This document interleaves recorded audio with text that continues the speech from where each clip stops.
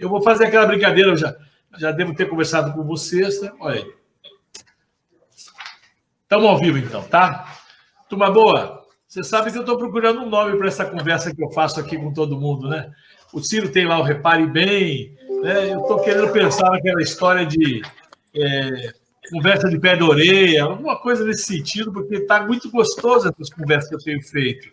E hoje eu estou recebendo aqui, olha, o Henrique Vita, que é nosso companheiro, presidente do movimento ecotrabalhismo do PDT da capital, e ele é formado em ciências contábeis e atuou no setor público, privado, nas áreas de educação, e foi trainee em gestão pública da Secretaria de Educação do Ceará. Então, veja que para ajudar nesse projeto que a gente quer fazer por São Paulo, a gente tem um modelo bom na questão da educação. A Sofia Vergueiro, técnica em meio ambiente, gestora ambiental, formada pela USP São Paulo, também faz parte dos quadros do ecotrabalhismo aqui da capital, ela é secretária de formação lá. E o Wesley Silvestre, é o nosso jovem líder popular da Zona Sul de São Paulo, é presidente da OECO-BR, Organização Social de Interesse Público voltada à promoção saneamento ambiental na cidade de São Paulo. Boa noite a todos, vamos começar com as mulheres para dar uma boa noite primeiro aí, depois vamos rodar aí o Wesley, o Henrique. Boa noite, Sônia, Sofia. Boa noite, Neto, boa noite, Henrique, Wesley, pessoal do PDT e quem nos ouve. Uma honra estar falando com o Neto novamente e estar na presença de grandes lideranças do PDT. Eu fico cada vez mais impressionada com o quadro que o PDT tem na cidade de São Paulo. Pessoas extremamente qualificadas, pessoas que... Nossa, é sensacional. Pessoas que sabem do que estão falando. Então, o PDT aqui em São Paulo está prometendo grandes coisas com esse pessoal aqui. Obrigado. E aí, Henrique? Cadê o Henrique? Caiu o Henrique. Então, vai o Wesley. Enquanto o Henrique caiu, volta. Quando ele voltar, ele fala. Fala, Wesley. Eu quero começar... Boa noite, Neto. Opa, vamos lá. Pode falar, Neto. Antes dele falar, eu quero dizer que hoje à tarde tivemos aqui um belo seminário reunindo aí lideranças que puderam falar muito sobre a questão centro-periferia, toda a inclusão, aquilo que a gente até brincou, a questão da quebrada, né, para começar a discutir aqueles que precisam das coisas e quando se discute essas coisas não chamam eles para discutir, diferentemente aqui no PDT, não é, Wesley? Exatamente, Neto. Boa noite, Sofia, boa noite, Henrique, boa noite para você, Neto, boa noite a todos os telespectadores que estão nos ouvindo aí agora, e quero agradecer mais uma vez, todos os internautas, quero agradecer mais uma vez a oportunidade de poder estar debatendo políticas de saneamento, políticas ambientais aqui com vocês. Super importante que o PDT esteja pensando nas políticas ambientais do município de São Paulo, pois é uma cidade que precisa repensar as políticas ambientais. De fato, é muito importante que pensemos a periferia a partir da periferia. Acabei de falar para ti, Neto, falar de novo. Quando a gente pensa na base, a gente qualifica todo o resto, né? Então, pensar da base para a base é super importante. Então, o debate de hoje cedo foi super importante, assim como esse debate que vai acontecer aqui agora. Legal. Henrique, dá o seu boa noite aí. Boa noite a todos e a todas. É um prazer estar aqui nessa conversa com essas pessoas que eu já dialogo há algum tempo. É muito importante a gente poder ter esses espaços para poder discutir essas questões, especialmente no momento que a gente vive hoje, de repensar o que vai ser para o futuro. Eu acredito que seja um momento ideal para a gente conseguir encontrar as alternativas e acelerar alguns processos que já estavam em andamento. Então, eu acho que é um momento bem oportuno para a gente ter esse tipo de discussão, e agradeço o convite. Que é isso, eu que agradeço vocês, primeiro pelo prazer de me acompanhar e vir aqui conversar, e segundo pelo trabalho que vocês estão fazendo dentro do PDT da capital, que tem sido, modestamente, esse nosso diretório, um exemplo para todos os diretórios do Estado de São Paulo e do Brasil. Então, a gente, com a escola de candidatos, tutoria de candidatos, né? Observatório da Cidade, Fundação Leonel Brizola, ecotrabalhismo, mulheres, negro, todas as coisas, que é o axé, está uma movimentação bonita dentro do partido aqui. E para vocês terem uma ideia, a gente tem 95 pré-candidatos para selecionar para chegar a 81. Então veja como nós estamos bem. Isso tem sido fruto de um trabalho que todos juntos estamos fazendo e coordenados aí também, muito bem, pelo nosso secretário-geral, Alessandro Rodrigues, que é um cara que tem feito um trabalho muito bonito de organizar, com o secretário-geral, a distribuição dos trabalhos, essa coisa toda. Bom, vamos lá. Eu queria falar um negócio com vocês, porque São Paulo possui uma agenda de desenvolvimento sustentável. Pouco dessa agenda, pouco ou quase nada foi cumprido. Até hoje à tarde, muito se falou disso, né? Vocês que são ativistas do tema, poderiam dizer aos internautas nossos aqui, companheiros do partido, qual o preço dessa falta de ação durante este momento de pandemia? Veja, tinha um projeto, só está no papel, não sai no papel, sai muito pouco, e agora, quando estamos pegos pela pandemia, o que essa falta de ação, essa falta de implementação, ela traz como problema? O que poderia estar sendo feito diferente caso as diversas administrações passadas aí tivessem atuado nessa área? Vou começar pela mulher. Que aqui mulher tem vez, negro tem vez, mulher tem vez, todo mundo tem vez aqui. Obrigada, Neto.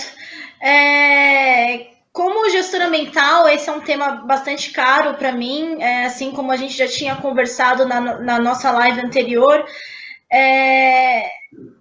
Nesse momento de pandemia, o que recai sobre nós é justamente o problema de saneamento básico da cidade de São Paulo, né? Novamente, nós estamos falando de saneamento básico, a maior cidade do país, uma das maiores da América Latina, apesar da sua riqueza, ainda não provê saneamento a toda a sua população, sobretudo a população da periferia, né? Você tem água chegando, mas não tem tratamento da água, né? 96% do esgoto de São Paulo ele é despejado no Rio Tietê, por exemplo, que poderia ter outros usos, né? Que não só cortar a cidade de São Paulo. Então, esse é um problema de saúde pública na cidade, né? Em meio a uma pandemia de coronavírus, por exemplo, que é extremamente necessário você ter essa questão da distribuição de água para toda a cidade, você não tem, né? E não precisa ir muito longe. No Jaçanã, por exemplo, semana passada foram 3 dias de racionamento de água ali na Vila Nova Galvão, por exemplo, sem propósito, em meio a uma pandemia. Então, São Paulo ainda enfrenta um grande problema que é água, né? Tratamento de esgoto. E é impressionante como sempre recai para uma parcela específica da população, né? Acredito que o Wesley venha falar com mais propriedade, isso mais para frente para a gente, como nas outras lives ele já tinha falado também. Mas o problema principal de São Paulo em frente à gestão ambiental é justamente esse. Wesley, como é que você está vendo isso? Porque a gente... Desculpe, é que eu ia emendar a nossa conversa, aquela companheira, Marta, o nome dela, né? Marta Marcondes. A Marta Marcondes, a gente falou muito sobre isso, né? Eu gostaria que você lembrasse aqueles 5 pontos, lembra? A questão, primeiro, água potável, depois tratamento de esgoto, e aí você tem a sequência dessas coisas. Bacana. Nessa oportunidade com a professora Marta Marcondes, que é uma infectologista, mestrando aí da USCIS, né, da Universidade de São Caetano, a gente teve um pouco da oportunidade de falar sobre a questão de saneamento. Dentro do estado de São Paulo, por exemplo, 50% do esgoto não é tratado e é jogado diretamente nos corpos d'água. A política de saneamento básico em São Paulo, ela mais uma vez teve o seu início adiado, né? Estava previsto para que começasse em 2018 e nós tivemos um adiamento para 2024.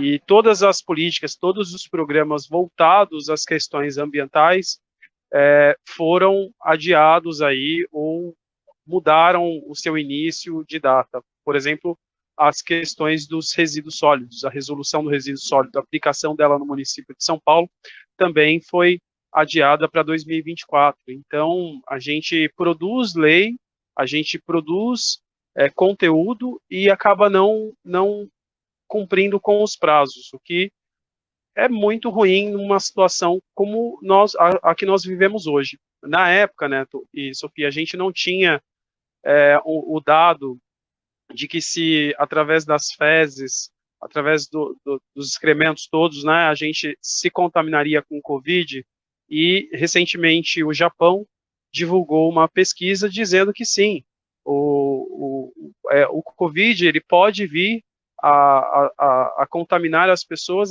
através dos excrementos, das fezes, né? E em São Paulo, tipo, eu que moro aqui nas franjas da cidade, né, literalmente às margens da represa Minas, a gente vê o esgoto correndo a céu aberto, vê, né, os efluentes sendo jogados diretamente nas valas, nos cursos d'água, e isso chega a toda uma comunidade. Então, que proteção, de fato, o Estado de São Paulo, que adequação o Estado de São Paulo está tendo perante o que nós estamos vivendo hoje? Nenhuma. A questão do fica em casa é subjetivo para muitas pessoas, e principalmente para os moradores de favela, que vivem em cubículo, que vivem em corredores estreitos, né? Que vivem em cima de valas, que não pode dar uma chuva, que a água sobe e aquela água contaminada vai tocar as pessoas. Então, para a gente, assim, é muito complicado essa questão de saneamento e esse fica em casa. O fica em casa, ele é muito subjetivo para os moradores da periferia. Nós temos hoje uma superação no déficit habitacional, que é o grande contribuidor para a questão do saneamento básico. Né? Nós temos um número muito alto de pessoas que vivem em comunidades, que vivem às margens e às franjas da cidade, e isso provoca uma cadeia de processos ruins para toda a sociedade. Como eu disse, 50% do esgoto hoje é lançado nos cursos d'água, nos córregos, né? A gente tem pouco coletado. E não basta só coletar o esgoto, tem que tratar, tem que transportar e devolver essas águas tratadas para os mananciais. E isso não vem acontecendo. Uma das ações que eu até citei de dia, porque veio essa pergunta para mim, para a gente consolidar essa questão de saneamento básico, é justamente atacar a questão habitacional na cidade de São Paulo. A gente precisa produzir unidades habitacionais capazes de tirar as pessoas das margens, das franjas, de cima do córrego, para conseguir fazer um pouco pelo saneamento básico da cidade. E não basta só pensar no esgoto. O esgoto tem que ser, a questão do saneamento básico tem que estar integrado à questão habitacional diretamente. E, além disso, a gente precisa direcionar os recursos. Aonde na cidade que a gente mais precisa de investimento nesse quesito, no saneamento? A gente precisa direcionar os recursos necessários para suprir e de acordo com as necessidades da cidade. Não adianta pegar um montante de dinheiro e dividir igual.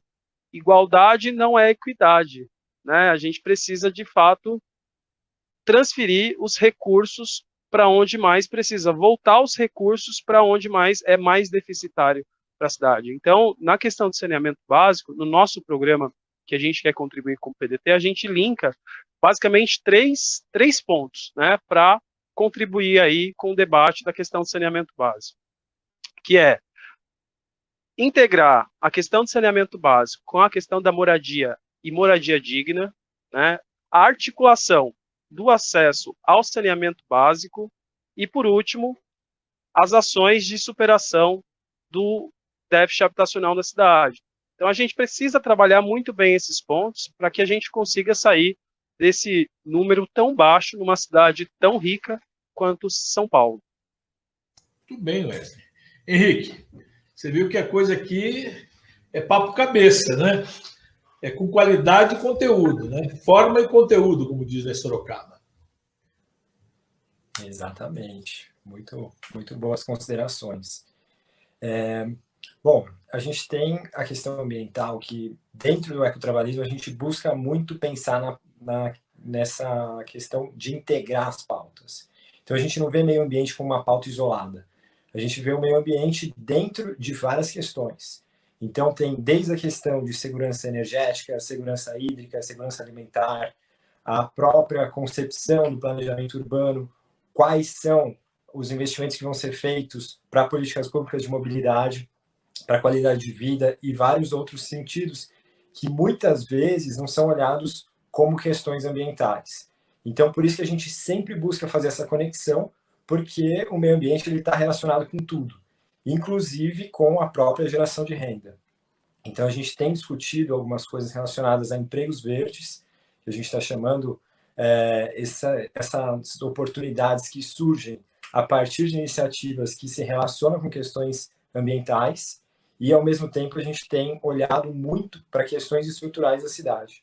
Então, a gente passou recentemente por uma crise hídrica e a gente não teve uma resposta satisfatória para isso. Estamos buscando outras fontes de água, mas não necessariamente estamos conseguindo resolver o problema de desperdício de água. A gente tem um racionamento velado que acaba acontecendo ainda e também é uma coisa que não é muito discutida, que é a questão dos transportes. A gente, de certa forma, acabou priorizando o transporte individual. E agora, com o surgimento dos aplicativos, também a gente tem diminuído o ritmo de investimento em transporte público. O custo dele tem aumentado para o usuário também, sem necessariamente a gente ter uma qualidade maior.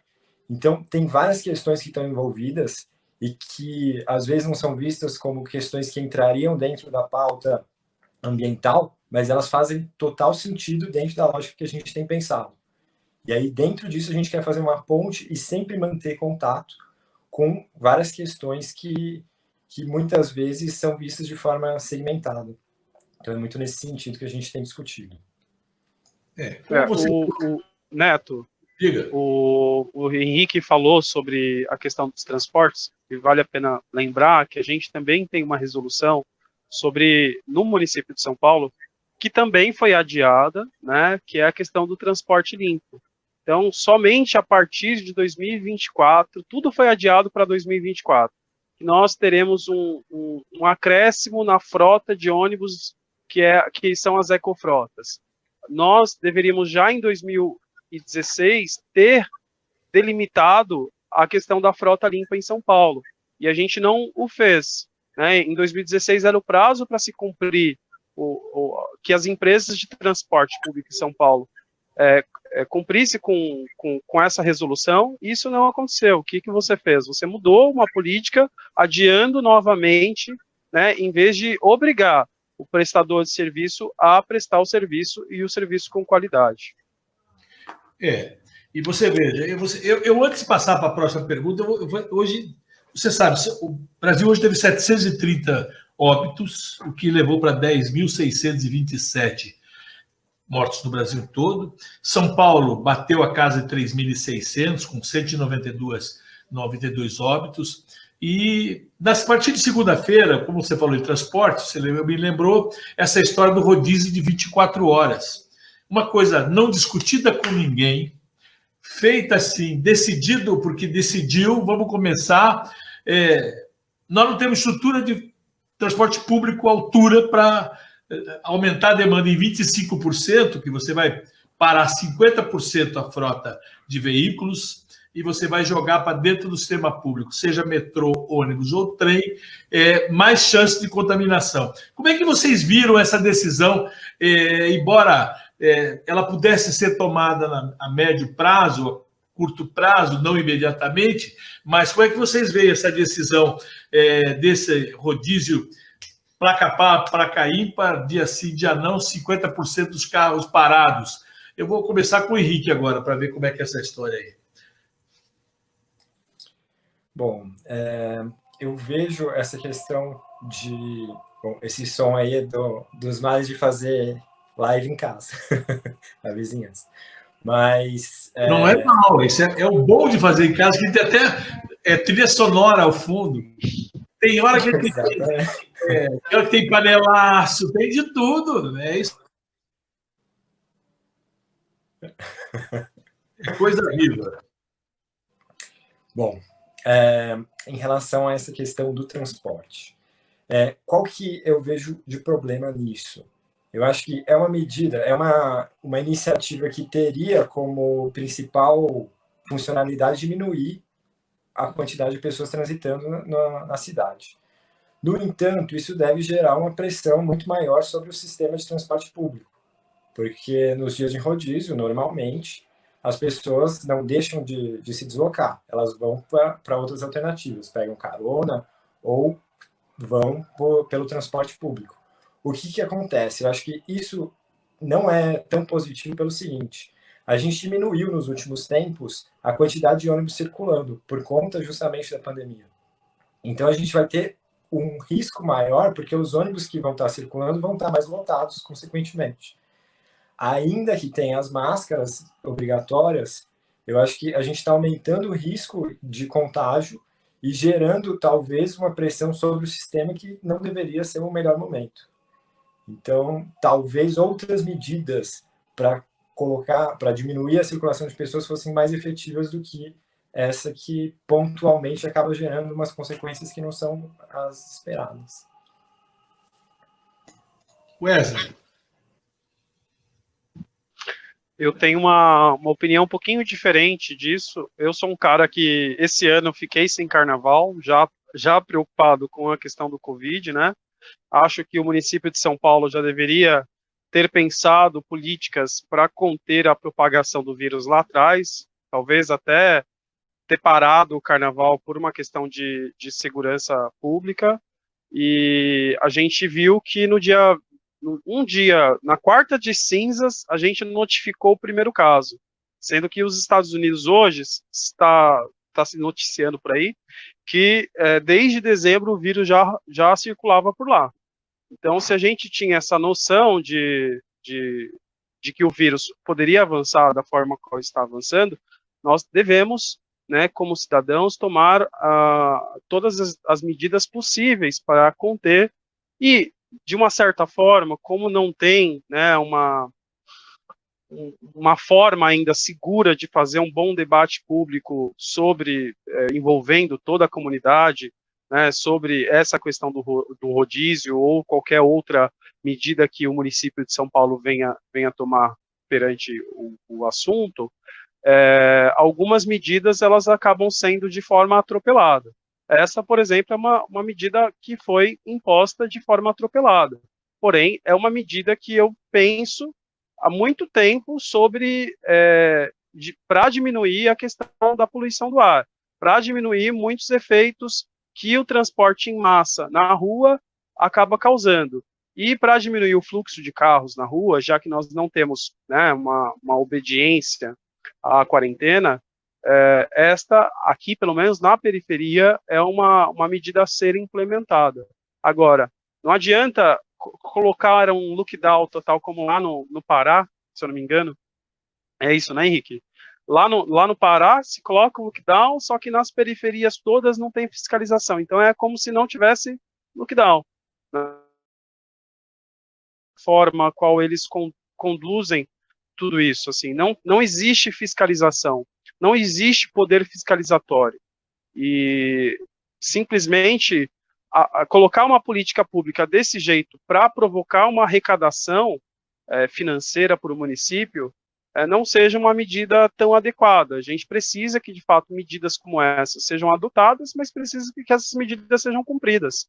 Que, de fato, tenha fiscalização, que, de fato, os comércios continuem fechados, que, de fato, não haja circulação nos transportes, nas ruas, nas calçadas, sem as devidas medidas protetivas, mas nós precisamos mais do que nunca da fiscalização. Isso tudo aconteça de forma que haja fiscalização.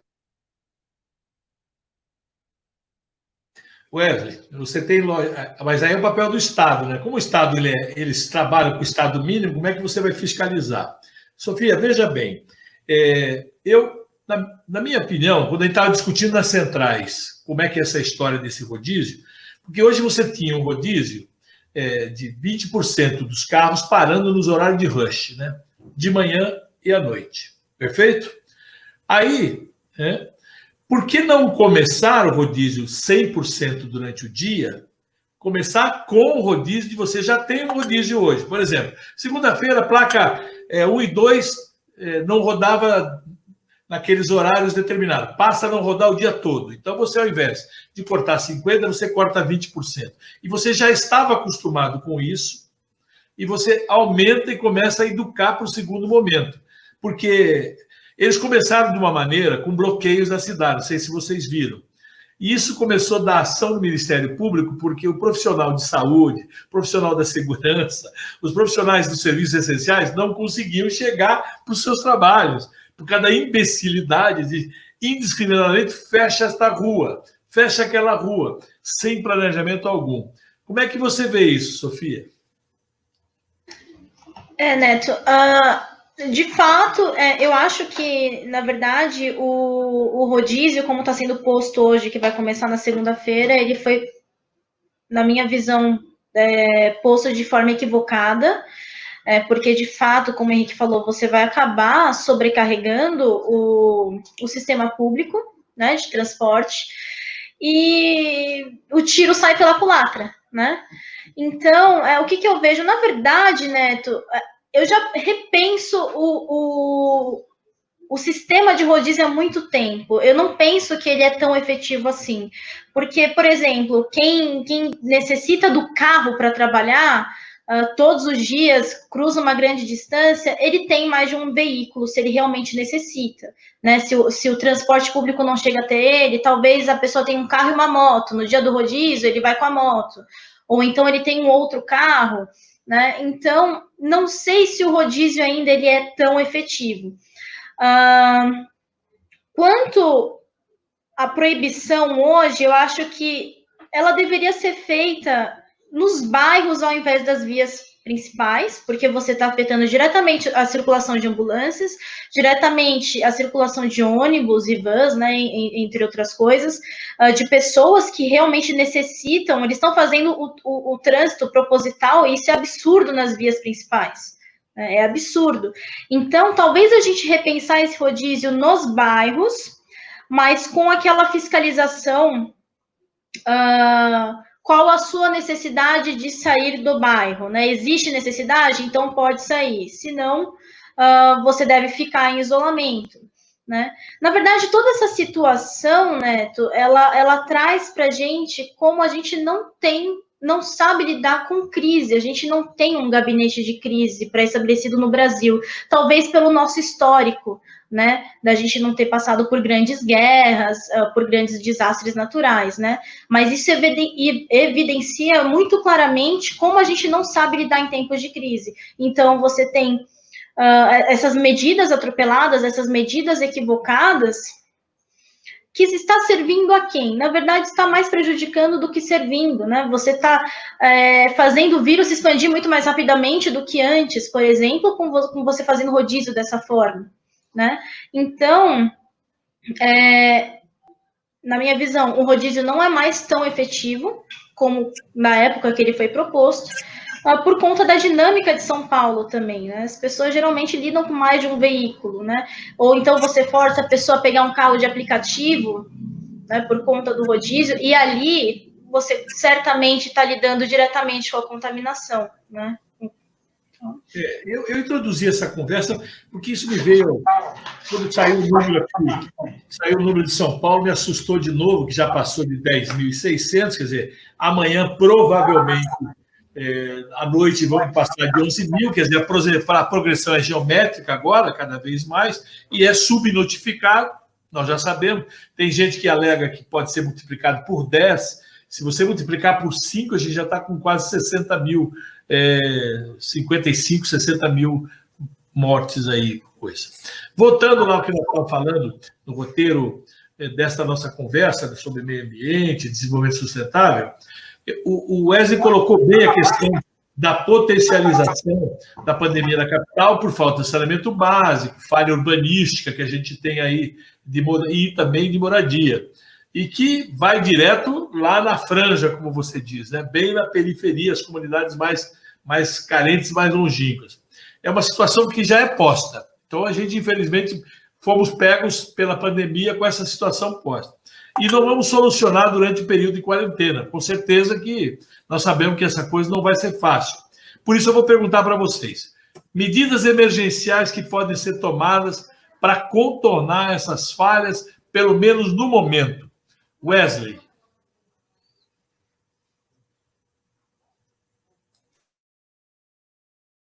Seu Mike. Opa, voltou? Tá ouvindo? Alô? Estamos ouvindo. Ah, sim, Neto. A gente tinha proposto na última live que nós fizemos juntos 5 medidas que o cidadão comum tem que tomar para afastar o vírus da sua, pelo menos da sua vida, da sua residência, proteger a sua família, né? E essas medidas elas passam desde, né, da educação lá atrás, como lavar as mãos, medidas simples, né, como proteger a sua família, deixando um paninho com cândida ali, se não tem um álcool em gel, tem cândida, tem outros desinfetantes que podem ser usados no combate a essas bactérias, e como não acumular lixo. A gente precisa ter uma política, né, nesse momento de Covid, de fazer com que todo resíduo seja transportado, seja retirado das comunidades. E para nós isso é muito difícil, porque você tem pessoas que sobrevivem através da sucata. Esses dias mesmo a gente de reciclagem e não tem nenhuma medida protetiva. Tipo, o município, embora eles estarem cumprindo essa função super essencial, que é a reciclagem, o município não adotou nenhuma medida para que essas pessoas possam se proteger e dificultam o acesso dessas pessoas a qualquer auxílio emergencial nesse sentido. Então, nesse momento, é um momento que nós não deveríamos ter catadores tão expostos ao Covid como nós estamos tendo. E nós não estamos fazendo nada por eles nesse sentido, né? Nós, quanto município de São Paulo, precisava entregar kits de higiene, precisava entregar kits de proteção. Nós temos uma cidade que pulsa a questão da reciclagem, né? Principalmente nas periferias. Há muitas famílias que sobrevivem disso, e daí tem o risco, porque o acúmulo desse resíduo ali naquele canto da casa, naquele canto do quintal, acaba prejudicando até mesmo a segurança de saúde dessa pessoa. Ele sobrevive no plástico, por exemplo, cerca de 3 dias, no alumínio, cerca de 4 dias, e essas pessoas continuam usando essa forma de trabalho e renda para sobreviver, porque de alguma forma ou não teve acesso ao auxílio emergencial, ou o auxílio emergencial não é tão não supre todas, quer dizer, não supre as necessidades dessa família. E uma das medidas que nós, depois de lavar as mãos, né, deixar o paninho com cândida do lado da porta, é justamente não acumular esses tipos de resíduos próximo à sua família. E a gente sabe que isso também não está acontecendo, mas essa é uma medida que deveria ser adotada. Isso não foi adotado. Ou medidas de proteção para que essa pessoa continue fazendo o seu trabalho, né, mas de forma a qual ela não cause uma insegurança ao seu ambiente, à sua família.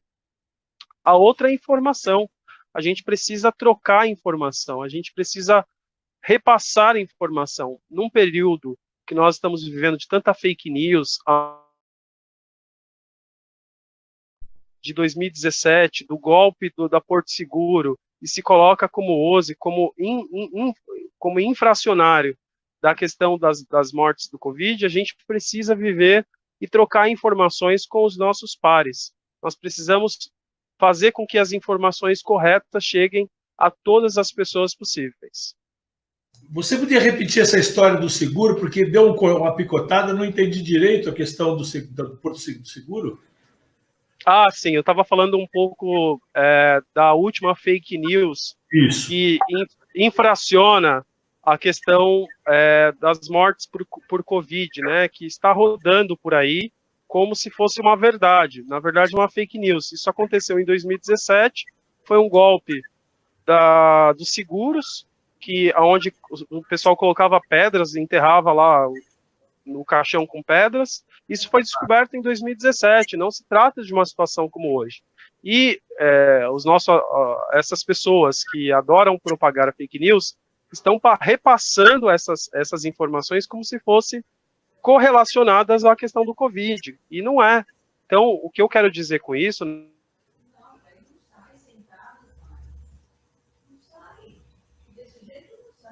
Deu uma travada nessas aqui. Plataformas, para que a informação chegue a todas as pessoas.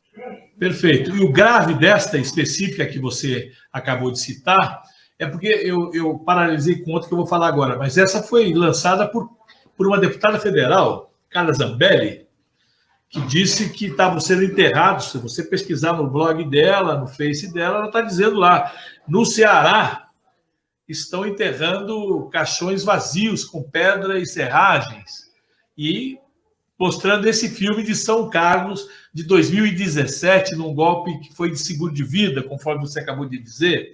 Ou seja, tem muita razão, mas aqui está tendo também uma fake, que a gente está até tentando conferir se é verídico, de que, em caso de falecimento por Covid, e por ser uma pandemia, o seu seguro de vida não tem validade. A companhia de seguro se retira, diz, na pandemia eu não pago, porque é como se fosse no vandalismo, quando está com o seu carro. Então está sendo checado para a gente poder dar uma boa resposta para todo mundo. Henrique, como é que você vê isso, Henrique? O que a gente precisa fazer para contornar essa falha, pelo menos nesse momento?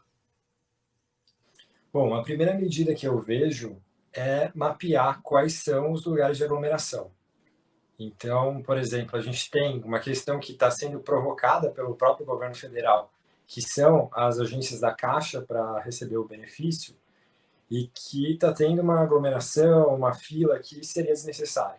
Então, esse é um dos exemplos, mas a cidade poderia se planejar e buscar alguma forma de conseguir encontrar onde estão acontecendo essas concentrações. E, a partir daí, tomar algumas medidas.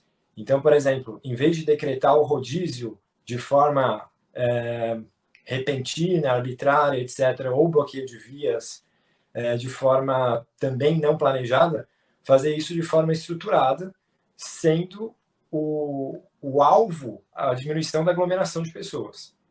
E aí tomar medidas em cima disso. Então, acho que o primeiro passo é conseguir ter essa identificação. E aí, dentro disso, outras medidas também. Então, por exemplo, agora, uma medida que entrou em vigor é a obrigatoriedade do uso de máscaras. Isso eu vejo como positivo, mas também precisa ter uma campanha de conscientização, além do que a imprensa já tem feito, para fazer o bom uso dessas máscaras. Não adianta nada ter a máscara e a máscara ser inadequada, ou ser usada de forma inadequada, e assim por diante. Então, essa medida de educação também é importante. E, da mesma forma, também ter o apoio, aí precisa do apoio do Estado, para, em casos de aglomeração desnecessária ou aglomeração provocada, ter um apoio, inclusive, da polícia, para conseguir dispersar isso, para que não tenha para que exista, de fato, uma fiscalização e exista, de fato, aonde recorrer caso isso aconteça. E nessa questão de vídeos e de interações, eu vi um vídeo recentemente, que é bastante chocante até, o tipo de abordagem, que é um rapaz que entra numa farmácia e ele se recusa a colocar a máscara.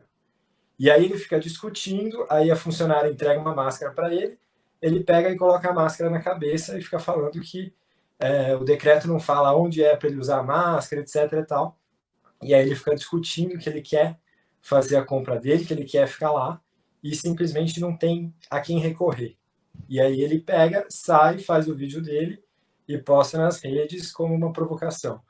Então, existe esse componente que, infelizmente, se tornou um componente político de negar que exista uma gravidade no problema, e aí dentro disso existem algumas atitudes que são provocadas intencionalmente para demonstrar apoio a uma provocação. Então, dentro disso, por isso que eu defendo que, em alguns casos, seja assim usado de poder de fiscalização e, às vezes, até de dispersão. Muito bem. Você falou interessante essa coisa da Caixa, esse apoio da segurança, mas, por exemplo, hoje está tendo atos no Brasil inteiro dos negacionistas. Aí você pega na esplanada dos ministérios acampamento de pessoas fazendo churrasco. Olha que absurdo. O presidente disse que ia fazer um churrasco hoje com 30 pessoas, até brincou, e depois ele disse que era fake, mas ele falou durante toda a semana sobre esse tal do churrasco. E essa política dos negacionistas, como você acabou de colocar esse vídeo, a segurança está dando garantia. Eu passei pela Paulista hoje, os caras estavam organizados lá e tá motos da segurança pública, da Polícia Militar, coordenando a organização desta passeata ou dessa carreata dos negacionistas. Quer dizer, nós estamos realmente numa dicotomia entre a vida e a economia, provocada principalmente pelo nosso mandatário maior. Hein, Sofia? Quando ele fala que não podemos admitir mais CNPJs na UTI, esquecendo que a gente está com muitos CPFs com certidão de óbito, não é isso? Exatamente, Neto. Na verdade, só retomando um pouquinho o que o Wesley tinha falado, ele pontuou muito bem na fala dele a questão dos resíduos sólidos nesse momento, porque o acúmulo de lixo ele também pode agravar outras crises sanitárias, como, por exemplo, da dengue, né? Que se dá pelo acúmulo de água, né? Então, por exemplo, o que a gente tem que evitar hoje é sobrecarregar o sistema de saúde, né? Então, a gente tem que evitar também outras doenças, que surjam outras epidemias, né? Outras crises sanitárias. Então, essa questão do resíduo é primordial, da gestão do resíduo é primordial para a gente evitar, talvez, um aumento de casos de dengue, né? Que venha a consumir leitos que a gente não pode dispor neste momento. Outra coisa, a campanha de vacinação da gripe, ela atingiu pouquíssimo do que estava sendo planejado, né? A partir dessa semana já se abriu para outras categorias de trabalho a vacinação, então é necessário que a gente também evite que grande parte da população procure o sistema de saúde achando que é Covid-19, mas na verdade é uma gripe que poderia ter sido evitada por conta da vacinação, né? Então, esses dois pontos são importantíssimos. Obviamente, ficar em casa, né, para quem pode, mas a dinâmica de São Paulo ela é totalmente diferente, dada a dimensão da cidade e do trabalho de cada um. Muitos não têm esse privilégio de estar em casa. Hoje eu digo que é um privilégio estar em casa, né, poder trabalhar de casa. E, Neto, eu me pergunto aonde que está a polícia militar que bateu em professor há poucos meses atrás, né? A polícia militar que em atos contra o governo Bolsonaro há poucos meses atrás, ou contra o governo do Dória, que tacou bomba em professor, assim, sem nenhum escrúpulo, que atacou a população covardemente, aonde que está, né? Então, eu sinto, assim, falta...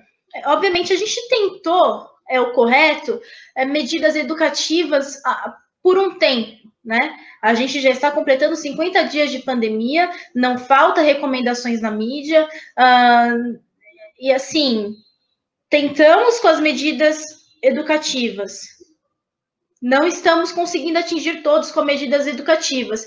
Então, eu acho que está na hora do Estado também agir com um pouco seu poder coercitivo, né? Isso é gestão de políticas públicas também, né? Você tem que chamar o Estado a seu papel, né? Então, onde já se viu em meio a uma pandemia você ter atos pró-governo?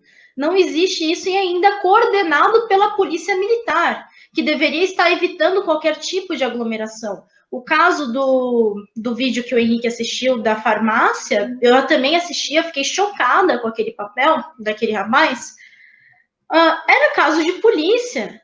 É caso de polícia, porque é decreto, você não pode sair de casa sem máscara, e a pessoa se recusa no estabelecimento comercial a utilizar. Então, eu gostaria de deixar no ar justamente essa pergunta: onde está o poder coercitivo do Estado de São Paulo? Né?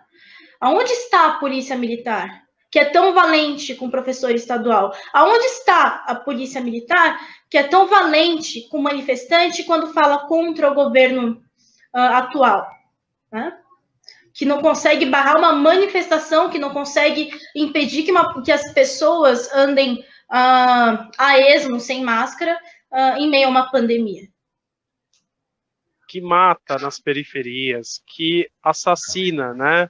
Que é a polícia mais violenta do mundo, que é o próprio símbolo do genocídio no Brasil.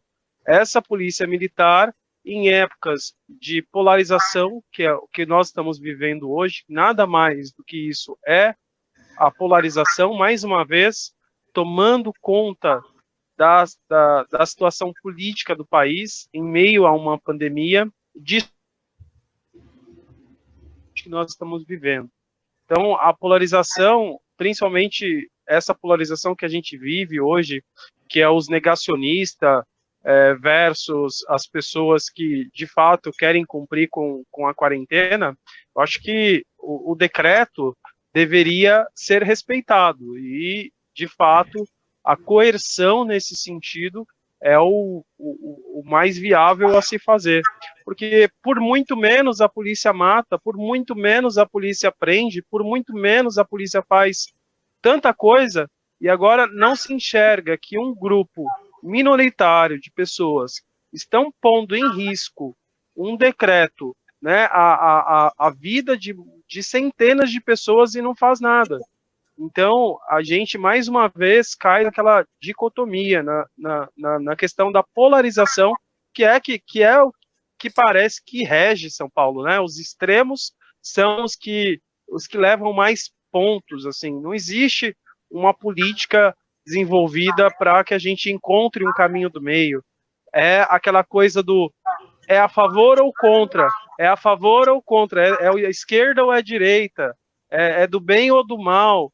Isso não existe mais. A gente está vivendo no meio de uma crise de saúde, uma crise sanitária, uma crise econômica, uma crise ambiental, uma crise social, e isso é o que deveria estar em pauta, né? E, de fato, não está. A polícia só está a serviço dos interesses do governador, não está o interesse da população.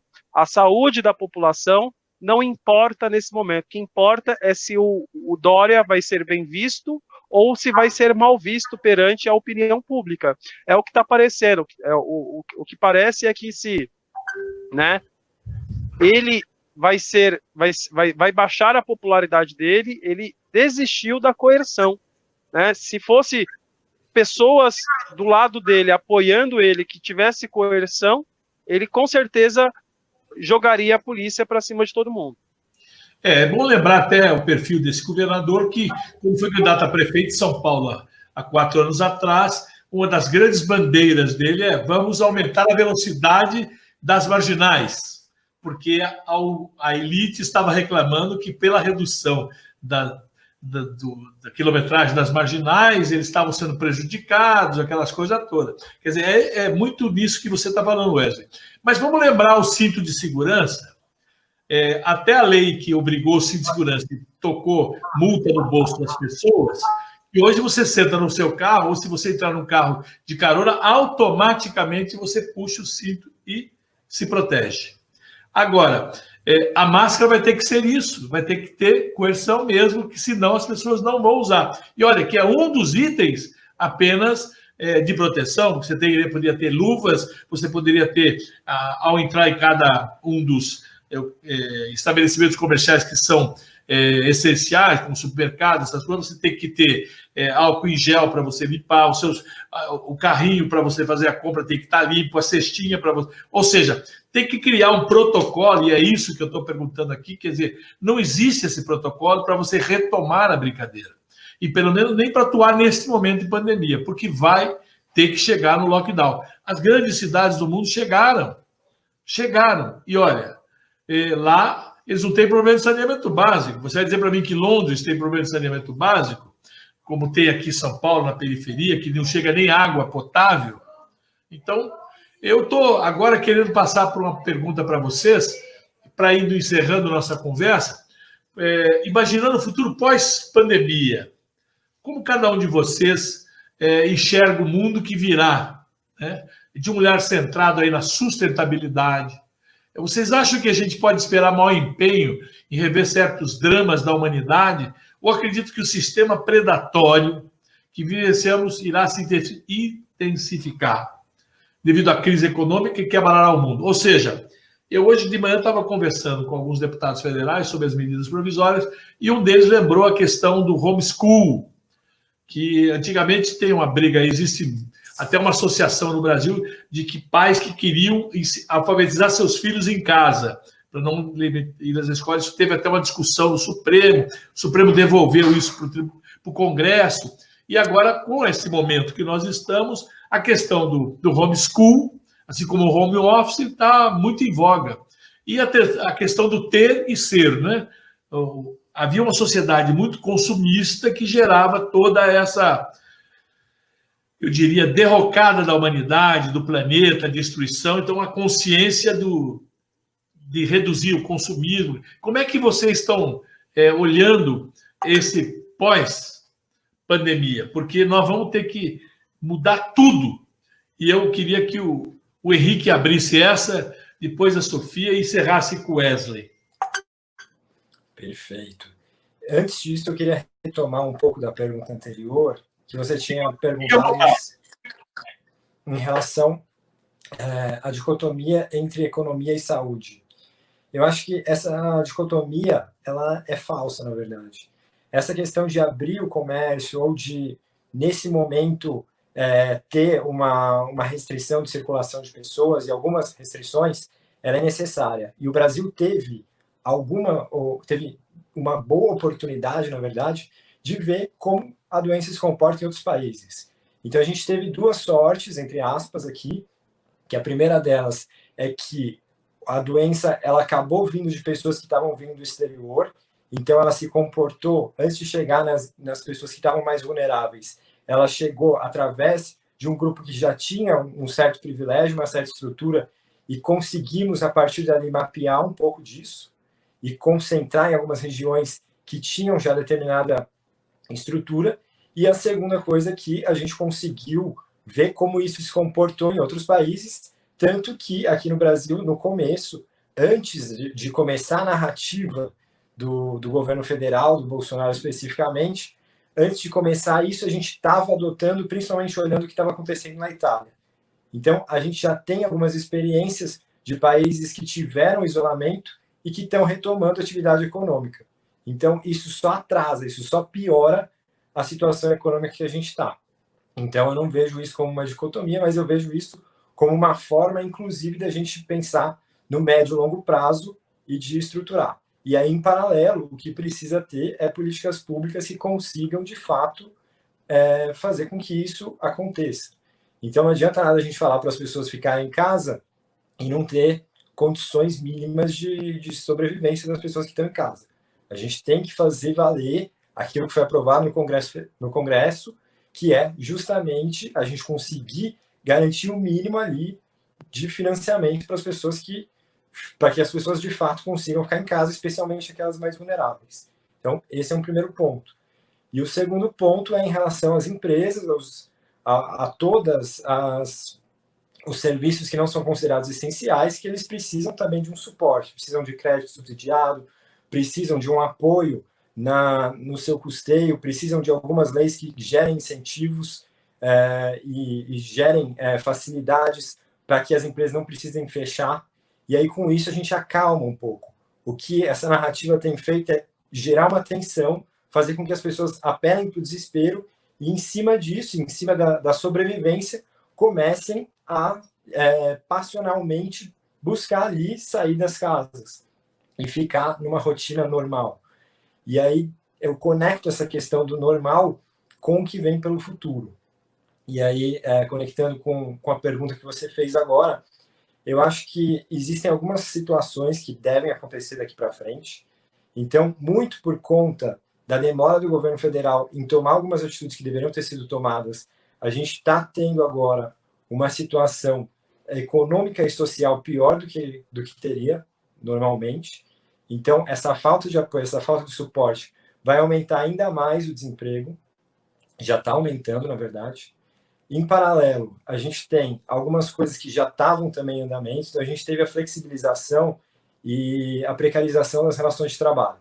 Então, tem muita gente hoje que está em situação de vulnerabilidade por conta dessas flexibilizações. Então, para as pessoas que têm para alguns cargos, você tem ali as pessoas que se tornaram informais, que antes tinham carteira assinada e se tornaram informais.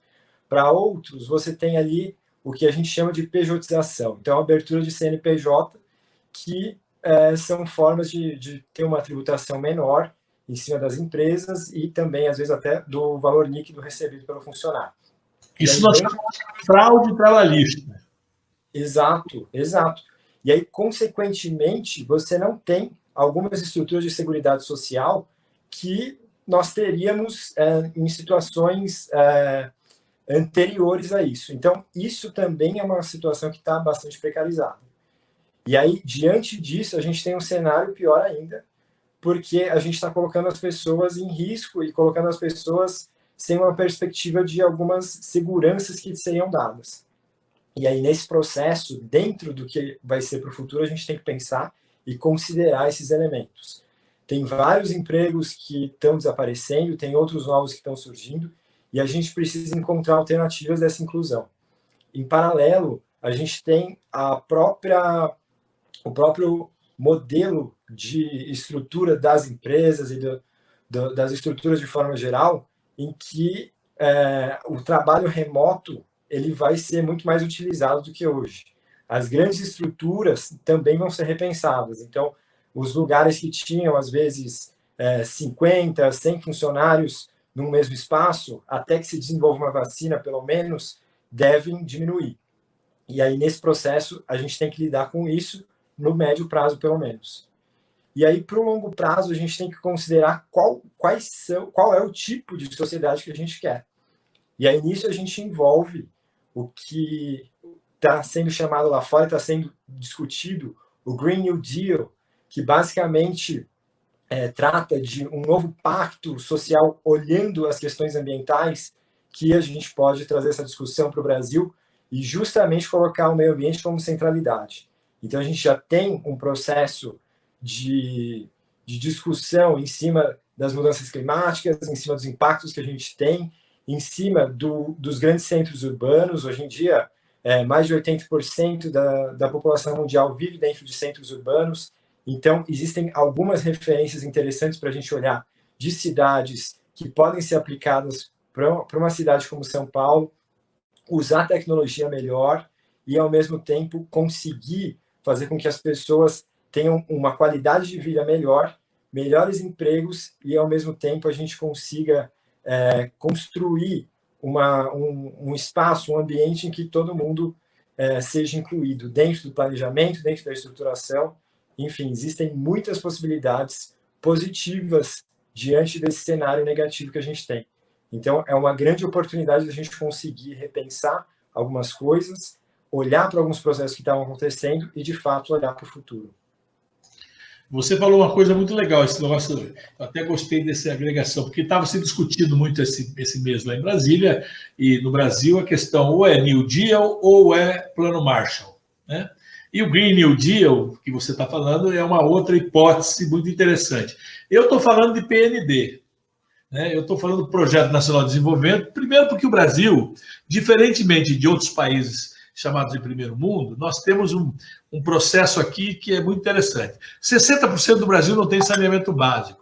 E para fazer saneamento básico para 60% da população, você precisa de mão de obra, e no primeiro momento, não de mão de obra especializada.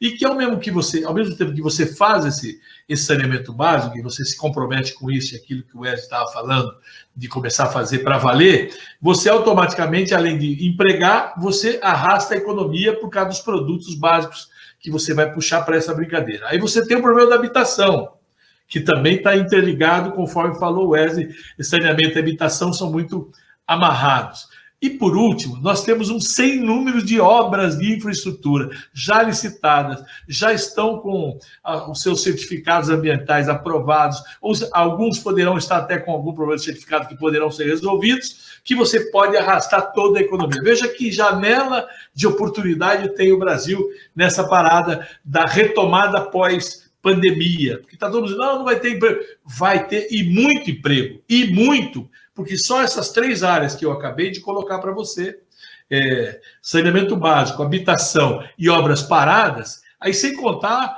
a reindustrialização, né?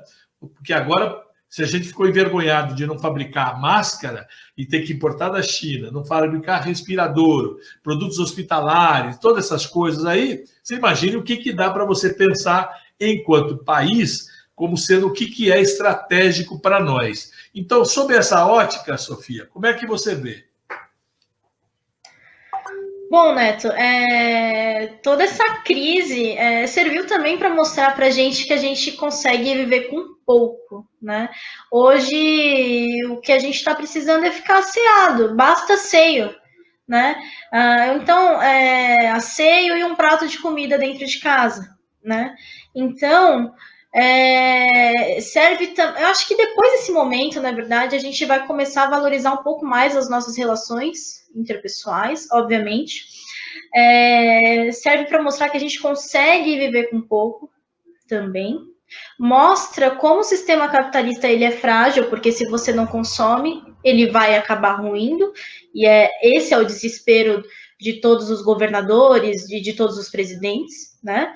Essa questão econômica, mas a vida é mais do que o sistema econômico, né?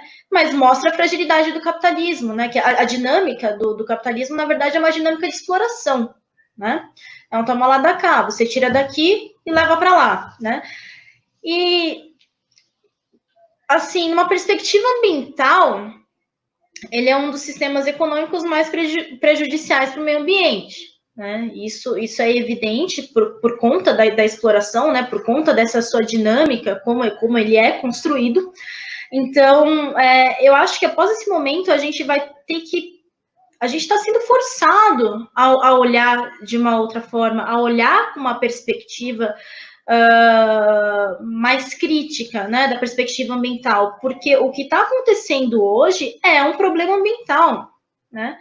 Por que nós estamos vivenciando uma pandemia de coronavírus? Gente, poderia ser qualquer outra pandemia, de qualquer outro patógeno, né? Poderia ser outro vírus, porque o que acontece? Estamos vivenciando este momento por conta da exploração da natureza, uma exploração inadequada. A questão é, quando você tem um manejo errado sobre a fauna e a flora, você corre risco de estar entrando em contato com um vírus, com uma bactéria, que nós não estamos preparados como animais, seres humanos, a enfrentar, né? Justamente o que está acontecendo com o coronavírus, a exploração de animais silvestres, né? E hoje, no Brasil, a gente está passando por isso, né? Seja na Amazônia, seja na Mata Atlântica, né? Com as novas presepadas do ministro do Meio Ambiente, por exemplo, Ricardo Salles, né? Vivenciamos isso com o Cerrado, que é o bioma mais ameaçado do Brasil, né? Então, o que acontece, gente? A gente tem uma riqueza de biodiversidade que ela precisa ter um manejo extremamente específico, né? Um manejo antrópico extremamente específico. Senão, a gente acaba entrando em crises sanitárias, né? O coronavírus já era uma tragédia anunciada, e se a gente continuar a encarar a natureza da forma predatória como nós encaramos hoje, o coronavírus já não é a primeira e não vai ser a última pandemia pela qual nós vamos passar. Já não é, né? Quantas nós já não vivenciamos? A cada década aparece uma nova, por conta dessa dinâmica de exploração sobre a natureza. Então, a gente tem que mudar essa visão. Obviamente, depois da pandemia, eu acredito que nada será como antes, porque a gente nunca passou por um processo tão radical de enfrentamento, né, da gente ter que se isolar e tudo mais. Então, a gente precisa repensar, senão isso daqui vai virar cotidiano, né? Todo ano vai ser sazonal.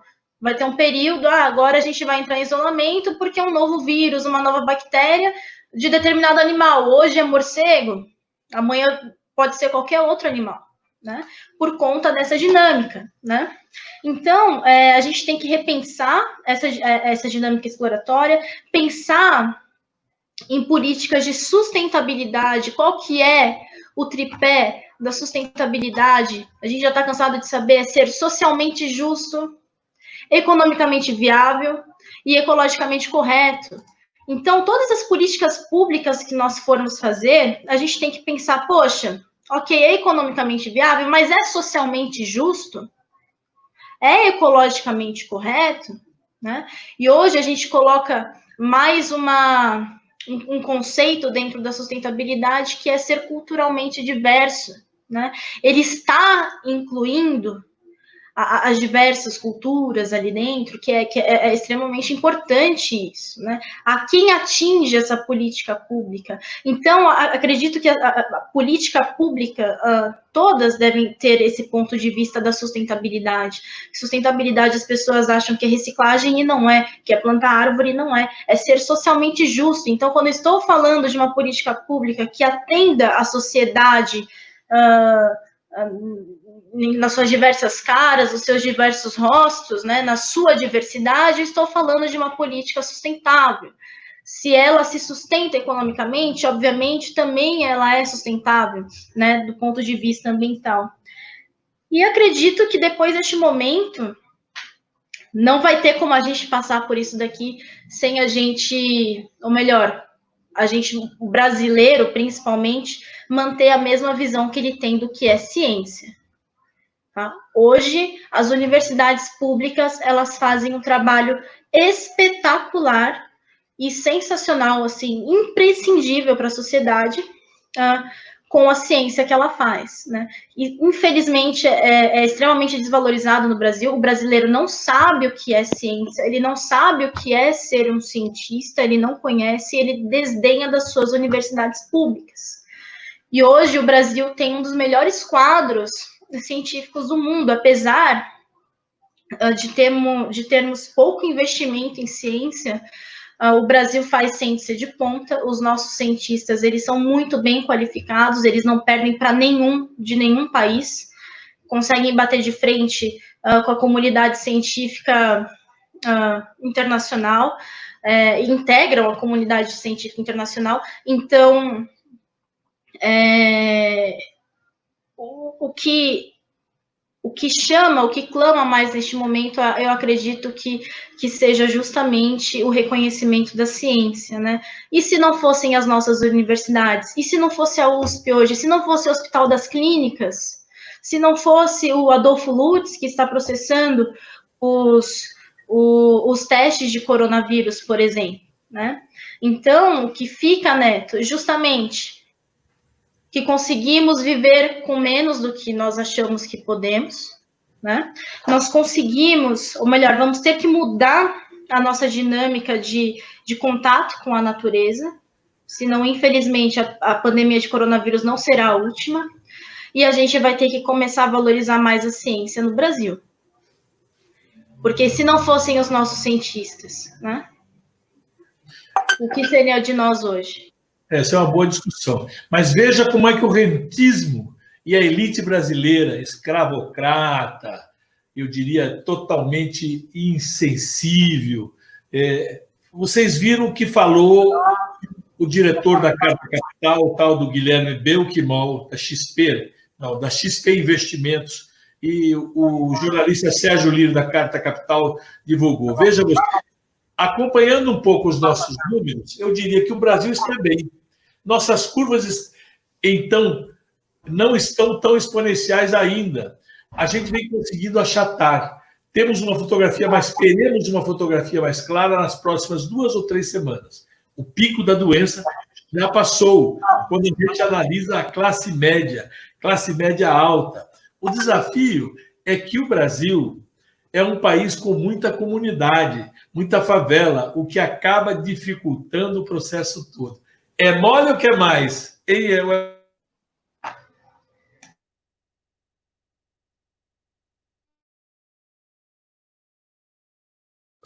Wesley, você me ouviu? O Wesley está com problema na comunicação dele. Vai ter que voltar. Henrique, me faz um comentário sobre isso para a gente já entrar naquela rota de nos despedirmos. Na hora que ele voltar, ele fala um pouco sobre isso. Perfeito. Bom, em relação a isso, a gente tem uma desigualdade enorme no nosso país e é um pouco aquilo que eu tinha falado lá atrás. A doença ela acabou chegando em um grupo que tinha privilégios econômicos e que, de certa forma, viviam também em centros urbanos que tinham uma estrutura um pouco melhor do que se chegasse nas regiões mais periféricas. E aí, devido a isso, é uma questão que, de fato, a gente tem ali um comportamento diferente para diferentes classes sociais. Isso, de forma geral, já acontece, mas num período de pandemia isso fica ainda mais evidente. Então, as nossas desigualdades que não estão, que nunca foram desprezíveis, agora estão cada vez mais evidente quais são as consequências disso. E, em paralelo, a gente tem ali pessoas que moram em comunidades que têm um acesso muito restrito a equipamentos públicos, inclusive hospitais.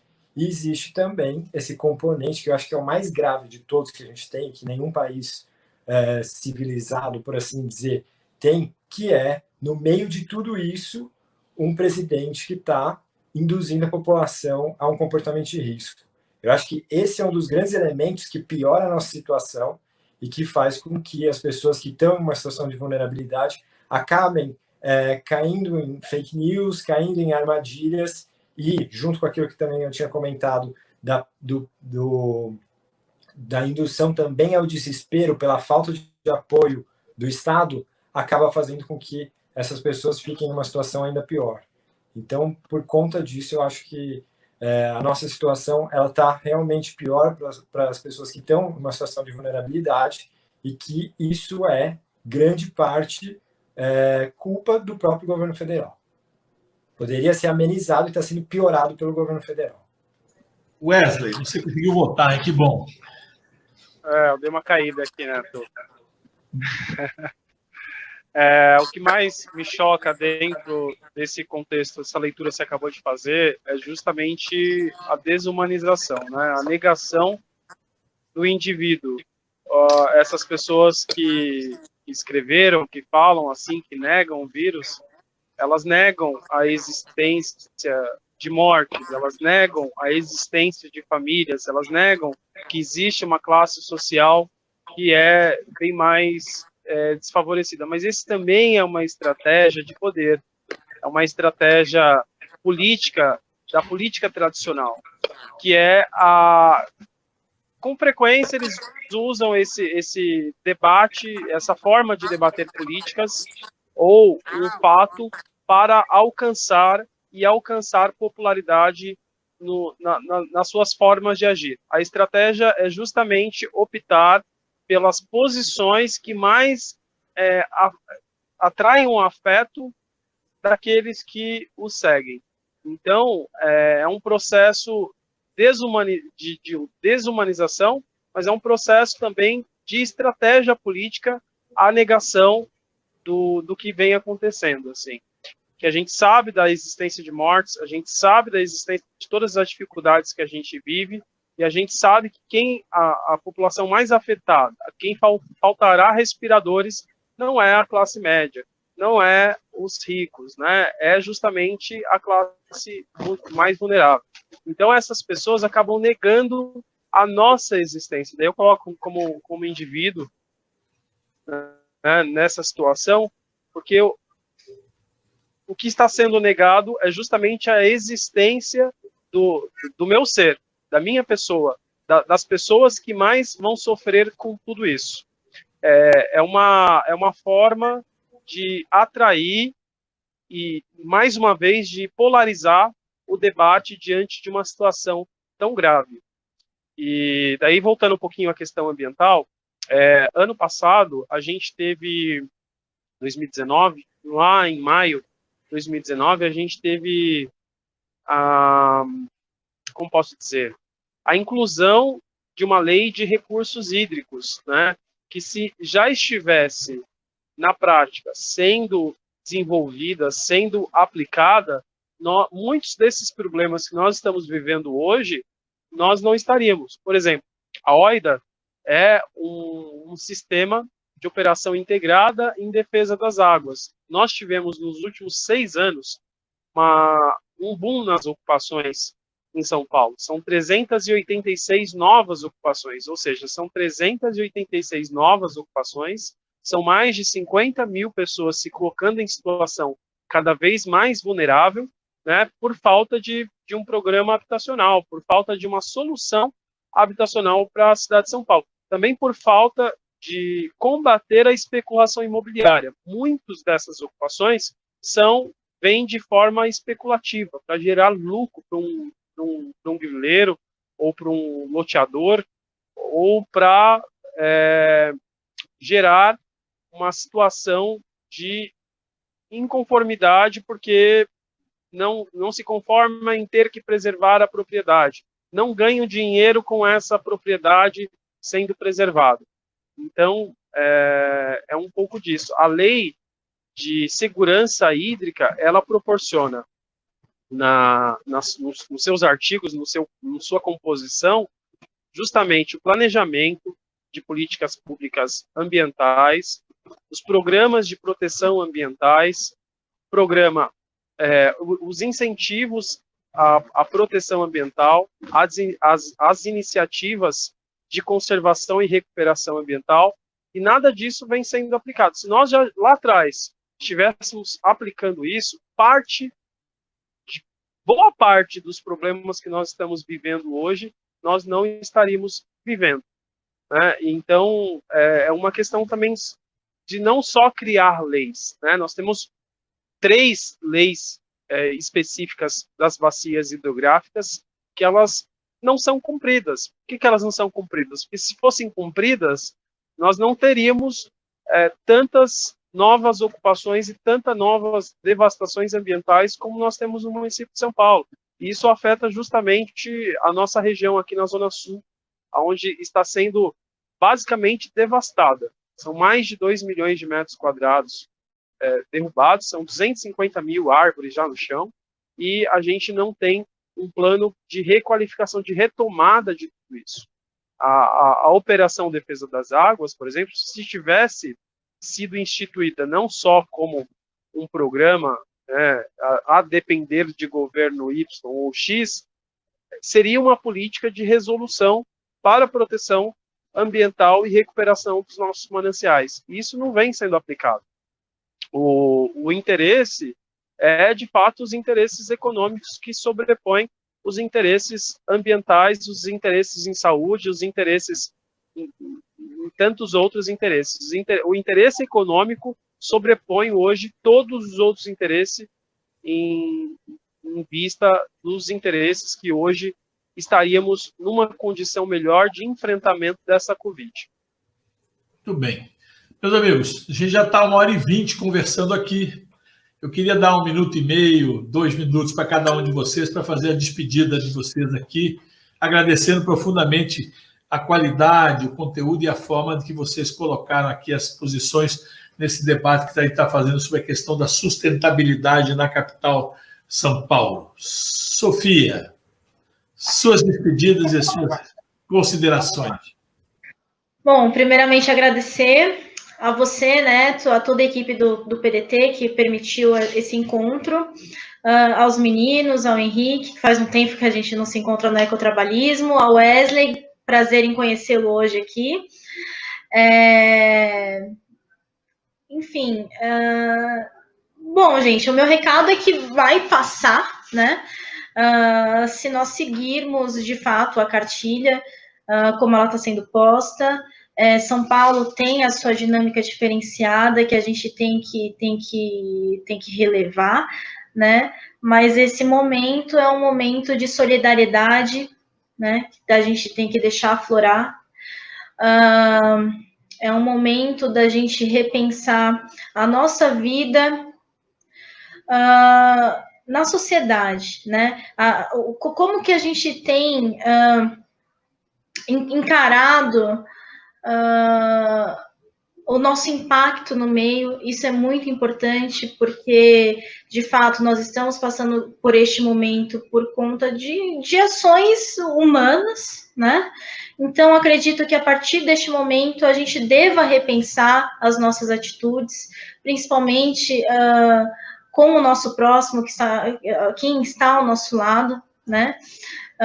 Isso é sustentabilidade também, só lembrar do socialmente justo, né? E eu faço um apelo novamente em toda live que eu fizer, né? Eu vou fazer esse apelo, que é o apelo para que olhem com maior sensibilidade para o que é o SUS, tá? Porque se não fosse o SUS hoje, o Sistema Único de Saúde, essa pandemia estaria muito pior do que está hoje. Os nossos profissionais fazem um trabalho sensacional. E o meu apelo maior também, olhem com maior sensibilidade e criticidade para a ciência brasileira, né? Clamem por investimento na ciência, porque não há país desenvolvido sem ciência. Não há. E hoje nós temos a prova disso, tá? Então, a gente pode querer 1001 coisas para o Brasil, mas sem ciência, sem uma ciência estruturada, investimento forte em educação, isso nunca vai acontecer. Nós temos hoje um quadro excepcional de cientistas no Brasil, desde o pessoal que está iniciando seu mestrado, está no doutorado, está no pós-doutorado, até os grandes professores dentro das universidades, que não têm o seu trabalho reconhecido. Tem pessoas hoje trabalhando sem bolsa, e deveriam estar recebendo. Houve um corte absurdo desde do início do novo governo Bolsonaro. Então, a ciência no país está sendo totalmente desmantelada aos poucos. A gente já vem observando esse quadro desde o ano passado, assim como órgãos essenciais como o IBAMA, o ICMBio, né? Então, não dá para a gente deixar passar essas atrocidades. Eu chamo isso de atrocidade, né? Não tem como. Então, acho que esse momento serve para a gente repensar isso como cidadão, né? Então, meu apelo maior, Neto, é justamente para que a população, para quem está assistindo, para quem vem assistir depois, olhar com mais carinho para a ciência brasileira, não mais desdenhar do SUS. A gente sabe das dificuldades que o SUS tem, de fato, ele não é 100%, mas é aquilo, né? A gente não é porque ficou doente que vai ter que matar, né? Tem que dar um remédio. Então, identificar essas falhas no nosso sistema, melhorá-las e pensar, de fato, que existe saída para tudo isso. A gente precisa de um plano bem estruturado, e o nome deste plano é Plano Nacional de Desenvolvimento. Talvez, se nós tivéssemos escolhido uma outra pessoa que tivesse esse plano, nós não estivéssemos encarando a Covid dessa forma, talvez de uma forma muito melhor, né? Um complexo nacional da saúde, né? Produzindo e tudo mais, com a ciência enriquecida. Então é isso, Neto, mais uma vez agradecer aos meninos, a você também, a toda a turma do PDT que possibilitou isso, e também agradecer a minha equipe que também possibilitou esse momento, e mandar um abraço para todos eles. E mandar um abraço também para os meus professores, para quem estiver assistindo, grandes cientistas que passaram pela minha vida também. Obrigado, Sofia. Obrigada. para arrematar a sua arrematada final dessa nossa conversa desta tarde e noite. Legal, Neto. Agradecer aí mais uma vez o convite, sempre muito produtivo os debates que você nos proporciona. Agradecer aí a presença do Henrique, da Sofia.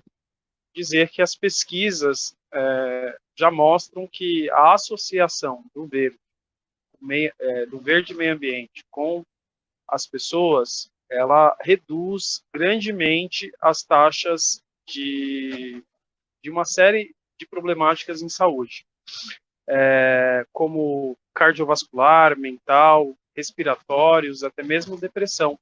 O verde e o meio ambiente, ele deve ter uma visão muito mais ampla do que só a árvore ali na rua.